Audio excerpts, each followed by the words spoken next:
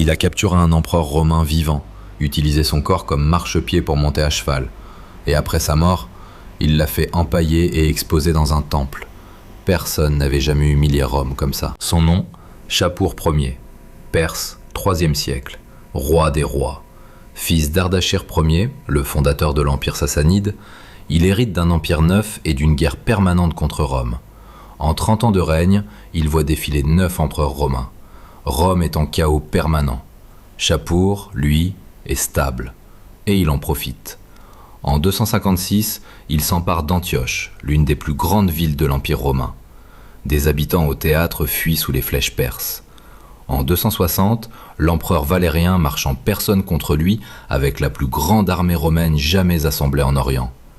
Shapur l'attend à Édesse. L'armée romaine est épuisée par la peste. Valérien est défait, capturé. L'unique fois dans toute l'histoire de Rome qu'un empereur vivant tombe aux mains de l'ennemi. Shapur utilise Valérien comme marchepied pour monter à cheval.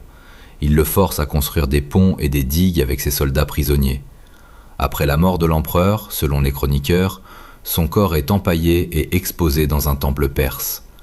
Puis Shapur fait graver cette humiliation sur les rochers de Nakhchirustam, les bas-reliefs rupestres près de Persépolis, visibles encore aujourd'hui.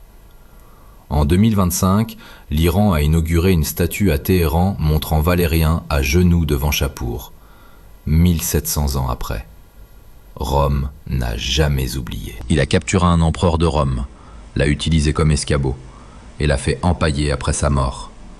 Shapur Ier, l'homme qui a humilié Rome pour l'éternité. Abonne-toi, chaque semaine, une vie extraordinaire que l'histoire a oubliée.